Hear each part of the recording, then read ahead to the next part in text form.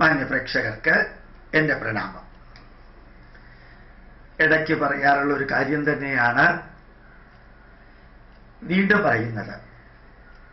വളരെയധികം സന്തോഷത്തോടു കൂടിയാണ്, സംതൃപ്തിയോടു കൂടിയാണ്, ചാരിതാർത്ഥ്യത്തോടു കൂടിയാണ് ഈ വരി ഞാൻ നിങ്ങളുടെ അടുത്ത് ആവർത്തന വിരസതയുണ്ടാകാത്ത വിധത്തിൽ പറയുന്നത്. ഇന്ന് കേരളീയരുമായി ബന്ധപ്പെട്ട കേരളീയരല്ലാത്തവര് നമ്മുടെ പൈതൃകത്തിനും ഹിന്ദു ധർമ്മത്തിനും വേണ്ടി അസാധാരണമാം വിധത്തില് പ്രതികരിക്കുന്നുണ്ട്. കുറച്ച് ദിവസങ്ങൾക്ക് മുമ്പ് ആലപ്പുഴയില് ഒരു പ്രഭാഷണം ഉണ്ടായി. നിരന്തരം പ്രഭാഷണത്തിന് പോകുന്നതിനിടയ്ക്ക് ആലപ്പുഴയിൽ ഒരു പ്രഭാഷണം ഉണ്ടായിരുന്നു. ആ പ്രഭാഷണത്തിന് പോകുന്ന സമയത്ത് എന്നോട് പറഞ്ഞിരുന്നു, സംഘാടകരും നമ്മുടെ ആലപ്പുഴ കോർഡിനേറ്റർ ഗോപാലകൃഷ്ണൻ ജിയും പറഞ്ഞിരുന്നു, ഇടതുപക്ഷക്കാർ നിറച്ചുള്ള സ്ഥലമാണ്, ധാരാളം മുസ്ലിങ്ങളും ഉണ്ട്, ഒരു ഭാഗത്ത് ക്രൈസ്തവരും ഉണ്ട്. ആ അമ്പലത്തിൽ ഇതുവരെയും ഇങ്ങനൊരു പ്രഭാഷണം നടത്തിയിട്ടില്ല. ഇപ്പൊ ആദ്യമായിട്ടാണ് നമ്മളോട് വേണമെന്ന് പറയുന്നത്. ഇതെല്ലാം മനസ്സിൽ വെച്ചുകൊണ്ട് തന്നെയായിരുന്നു ഞാൻ പ്രഭാഷണത്തിന് പോയത്. ഞാൻ ഈ പ്രഭാഷണം നടത്തിയതിന് ശേഷം എല്ലായിടത്തും തുറന്നു പറയാറുണ്ട്, എൻ്റെ പ്രധാന ലക്ഷ്യം, ഞാനത് യൂട്യൂബിലും പറഞ്ഞിട്ടുണ്ട്, എങ്ങനെയാണോ ഒരു ക്രിസ്ത്യാനിയാണെന്നുള്ളതിൽ അഭിമാനിക്കുന്നത്, അഭിമാനിക്കാൻ ഒന്നുമില്ലാതിരുന്നിട്ടും അഭിമാനിക്കുന്നത്, എങ്ങനെയാണോ ഒരു മുസ്ലിം ഇത്രയും അധികം തീവ്രവാദം അവരുടെ തന്നെ ആൾക്കാർ ലോകത്തിലെ 69 മുസ്ലിം രാജ്യങ്ങളിൽ നടത്തിയിട്ടും അതിനെ മാറ്റി നിർത്തിയിട്ട് മുസ്ലിം ആണെന്നുള്ള രീതിയിൽ അഭിമാനിച്ച് അതിനു വേണ്ടിയിട്ട് രാപ്പകല് ഏത് ലെവലിലേക്കും പ്രവർത്തിക്കാനായിട്ട് പോകുന്നത്, അങ്ങനെയുള്ള നെഗറ്റീവുകൾ ഒന്നും എടുക്കാതെ ആയിരക്കണക്കിന് ഗ്രന്ഥങ്ങളുടെ, ആയിരക്കണക്കിന് ആചാര്യന്മാരുടെ, ആയിരക്കണക്കിന് വിഷയങ്ങൾ ചേർത്ത് തുറന്ന മനസ്സോടുകൂടി അത്യാധുനിക ശാസ്ത്രത്തിന് നിരക്കുന്ന വിധത്തിൽ പൈതൃകമുള്ള ഒരു സംസ്കാരമുള്ള ഹൈന്ദവ ജനത, 114 സംസ്കാരങ്ങളുള്ളതിൽ 112 മണ്ണടിഞ്ഞിട്ടും ഇപ്പോഴും 10,000 വർഷത്തെ പാരമ്പര്യത്തോടു കൂടി നിലനിൽക്കുന്ന ഈ സംസ്കാരത്തിന്റെ അവകാശികൾ കൂടിയായ ഹൈന്ദവ ജനതയില് ആത്മാഭിമാനമുണ്ടാക്കാനാണ് എൻ്റെ ജീവിതം അവസാന ശ്വാസം വരെ എന്ന് എൻ്റെ പ്രഭാഷണത്തിന്റെ അവസാനത്തിൽ ഞാൻ എല്ലായിടത്തും ജനറലി പറയാറുണ്ട്. പ്രഭാഷണത്തിന്റെ അവസാനത്തിലേ പറയാറുള്ളൂ. ഇപ്പൊ ഞാൻ പറഞ്ഞ സ്ഥലത്ത്, ആലപ്പുഴയില് വലിയ ചുടുകാടിന്റെ അടുത്ത് തന്നെ ഏതാണ്ട് ധാരാളം ഇടതുപക്ഷക്കാരും എല്ലാവരും ഉള്ള സ്ഥലത്ത് വൈകുന്നേരം ദീപാരാധന കഴിഞ്ഞുള്ള പ്രഭാഷണത്തില് ഞാൻ തീരുമാനിച്ചു, പ്രഭാഷണത്തിന് ശേഷം പറയുന്നതിന് പകരം തുടക്കത്തിൽ തന്നെ പറഞ്ഞേക്കാം. എന്നിട്ട് അങ്ങനെ ഒരു പ്രഭാഷണം വേണ്ടാന്ന് തീരുമാനിക്കുകയാണെങ്കിൽ എനിക്ക് തിരുവനന്തപുരത്തേക്ക് നേരത്തെ തന്നെ പോകാമല്ലോ എന്ന രീതിയിൽ തന്നെ അവരോട് പറഞ്ഞുകൊണ്ട് ഞാൻ പറഞ്ഞു, ഇപ്പൊ ഞാൻ നിങ്ങളോട് പറഞ്ഞതെല്ലാം അവിടെ പ്രഭാഷണം തുടങ്ങുന്നതിന് മുമ്പ് തന്നെ പറഞ്ഞു. ഇതാണ് എൻ്റെ ജീവിത ലക്ഷ്യം. അങ്ങനെ ഒരു വിഷയമാണ് ഇവിടെ ഞാൻ പ്രഭാഷണം നടത്താൻ പോകുന്നത്.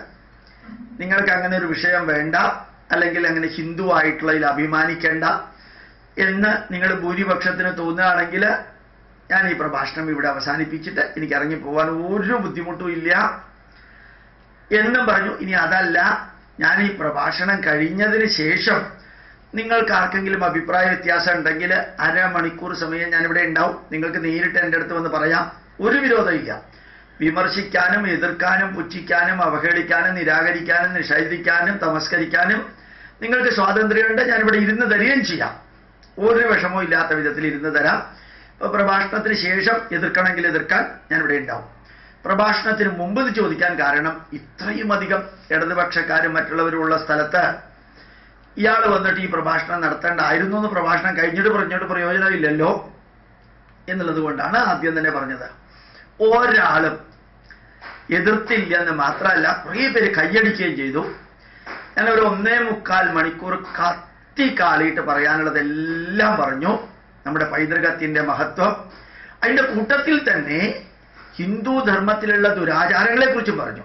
ഈ വെടിക്കെട്ട് കോടിക്കണക്കിന് രൂപ മുടക്കിയിട്ട് നടത്തുന്നതും ആനയെ കൂച്ചുവലങ്ങിട്ടിട്ട് അവതരിപ്പിക്കുന്നതും പാവപ്പെട്ട ഓലക്കൂരയിൽ താമസിക്കുന്ന ഒരു വ്യക്തിയും അമ്പലത്തിലെ അന്നദാനത്തിന് ക്യൂവിൽ നിൽക്കാറില്ല. വീട്ടിൽ ഇഷ്ടംമാതിരി ഭക്ഷണം കഴിക്കാനുള്ളവരാണ് അന്നദാനത്തിന് വന്ന് നിൽക്കുന്നത് എന്നും ഈ സ്വർണ്ണ കൊടിമരത്തിനോ അല്ലെങ്കിൽ ശബരിമലയിൽ പോയിട്ട് ആയിരക്കണക്കിന് രൂപ വഴിപാടായിട്ട് കൊടുക്കാനോ മുമ്പോട്ട് വരരുത്. ചെറിയ ചെറിയ ക്ഷേത്രങ്ങള് ഉജ്ജ്വലമായിട്ട് വളർത്താനും ധന്യമായിട്ട് കൊണ്ടുപോകാനും കേരളത്തിലെ 42,000 ക്ഷേത്രങ്ങളിൽ 1000-ഓളം ക്ഷേത്രങ്ങളെ ദേവസ്വം ബോർഡിന്റെ കീഴിലുള്ളൂ. ബാക്കിയുള്ളത് മുഴുവനും പ്രൈവറ്റ് വ്യക്തികളുടെയും സംഘടനയുടെയും കീഴിലാണ്. അതെല്ലാം ഉയർത്തിക്കൊണ്ടുവരാനും സഹകരിക്കണം. മാത്രമല്ല ബാക്കിയുള്ള പൈസ വേദനിക്കുന്നവർക്കും വിശക്കുന്നവർക്കും അനാഥർക്കും വൃദ്ധർക്കും രോഗികൾക്കും കൊടുക്കണം. ആ വിശക്കുന്നവന്റെ വിശപ്പ് മാറലാണ് നരസേവ നാരായണ സേവ, ജനസേവ ജനാർദ്ദന സേവ, മാനവ സേവ മാധവ സേവ. ഇതെല്ലാം പറഞ്ഞതിന് ശേഷം തുടക്കത്തിൽ പറഞ്ഞ വരി വീണ്ടും അവസാനം ആവർത്തിച്ചു.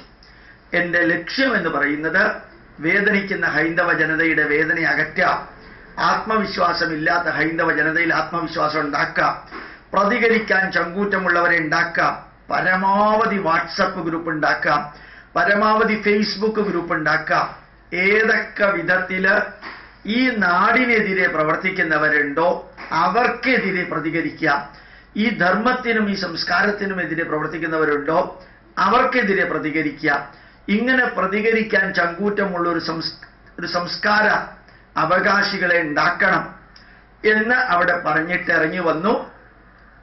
ഞാൻ ഹൃദയം തൊട്ട് സത്യം ചെയ്യുന്ന വിധത്തിൽ പറയുന്നു.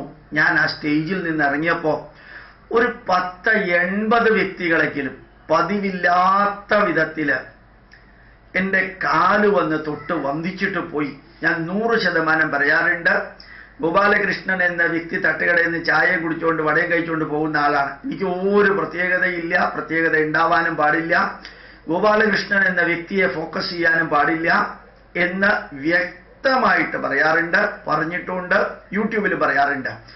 എന്നിട്ടും ഈ 10-80 വ്യക്തികളും അവരുടെ കുട്ടികള് അവരുടെ മക്കള് അവരെ കൊണ്ടുവന്ന് കാല് തൊടിച്ച് അനുഗ്രഹം വാങ്ങിച്ചിട്ട് ഇതേപോലെയുള്ള പ്രഭാഷണമാണ് സാർ ഇവിടെ വേണ്ടത് എന്ന് പറയുകയും, ഇങ്ങനെ ഒരു പ്രത്യേക അന്തരീക്ഷമായതുകൊണ്ട് 2 വാൻ പോലീസും അവിടെ ഉണ്ടായിരുന്നു.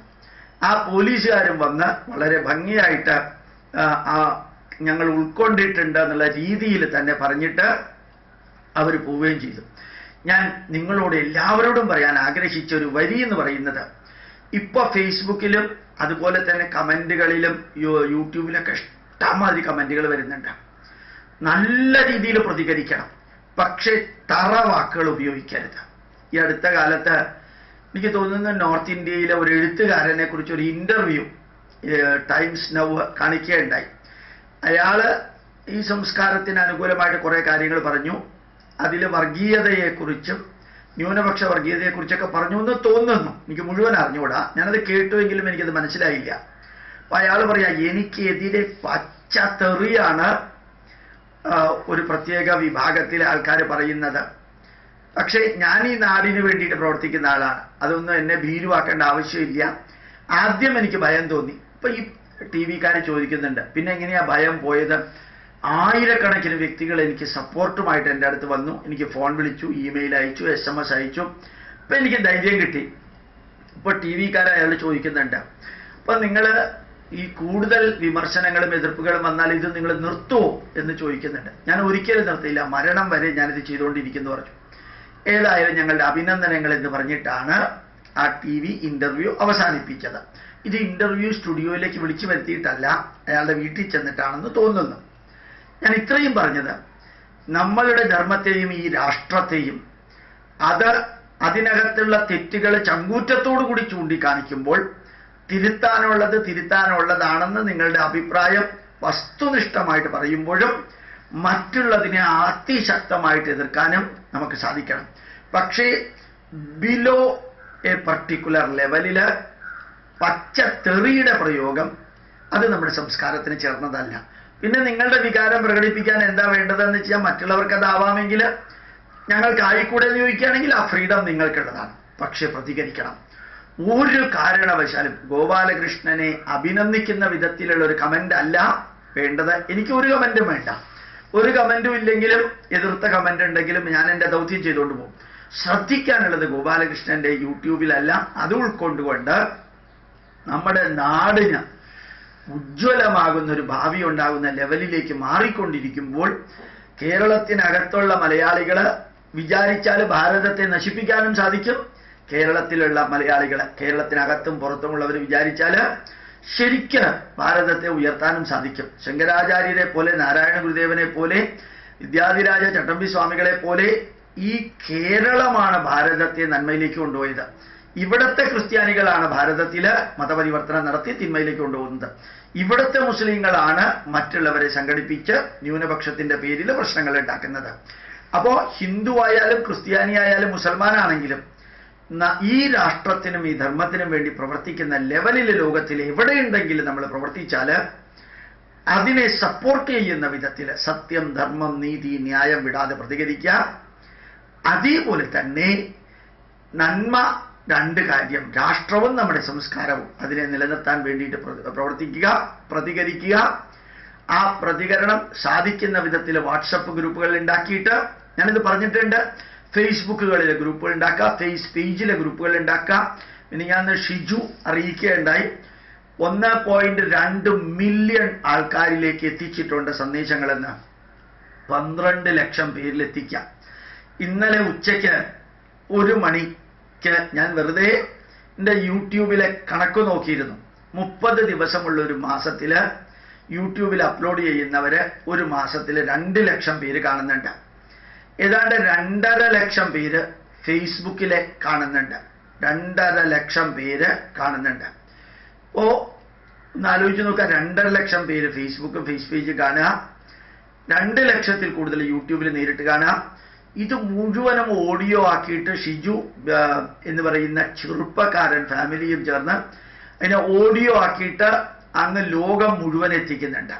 പഴയ നന്മ നിറഞ്ഞതെല്ലാം നമ്മുടെ വി ഗോപാലകൃഷ്ണപിള്ളയെ പോലെയുള്ളവർ ആലപ്പുഴയിൽ നിന്ന് ചെയ്യുന്നുണ്ട്. ഈ ഞാൻ 2-3 പേരുടെ പേര് പറഞ്ഞു എന്നേ ഉള്ളൂ. ആയിരക്കണക്കിന് വ്യക്തികൾ ചിദാനന്ദപുരി സ്വാമിയുടെയും ഭാരതത്തിന് മോഡിയുടെയും ത്യാഗിയുടെയും, നല്ലത് പറയുന്ന ജഗ്ഗി വാസുദേവന്റെയും ചിദാനന്ദപുരിയുടെയും ശ്രീ ശ്രീ രവിശങ്കറിന്റെയും അമൃതാനന്ദമയുടെയും സായിബാബയുടെയും ബ്രഹ്മകുമാരീസിന്റെയും എല്ലാം നമ്മുടെ നാട്, നമ്മുടെ സംസ്കാരത്തിന്റെ നന്മകള് ഓഡിയോ ആയിട്ടും വീഡിയോ ആയിട്ടും വാട്സപ്പിലൂടെയും അല്ലാതെയും അയക്കുന്നുണ്ട്. നിങ്ങളും അത് ചെയ്യണം.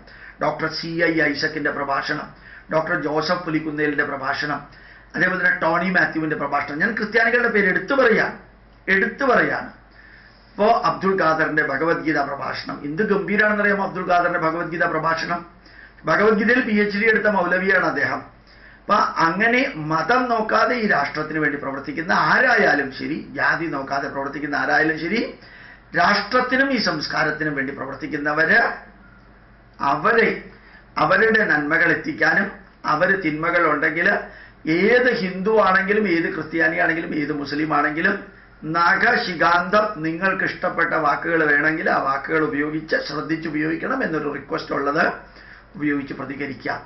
ഒരു കാര്യം ഉറപ്പാണ്, ധർമ്മത്തിന് ഗ്ലാനി സംഭവിക്കുമ്പോൾ, അധർമ്മം വളരുമ്പോൾ ഈ ധർമ്മത്തെ നിലനിർത്താൻ ഞാനും നിങ്ങളും ഒക്കെയാണ് അവതാരങ്ങളായിട്ട് ഭൂമിയിൽ വരുന്നത്. നമ്മളൊക്കെ തന്നെ അവതാരങ്ങൾ. ഇനി 11ാമത്തെ അവതാരം വരാനൊന്നും ഇല്ല. നമ്മളൊക്കെ തന്നെയാണ് അവതാരങ്ങൾ എന്നുകൂടി മനസ്സിലാക്കിക്കൊണ്ട് പ്രവർത്തിക്കാനും പ്രതികരിക്കാനും സാധിക്കട്ടെ. പ്രണാമം, നമസ്കാരം.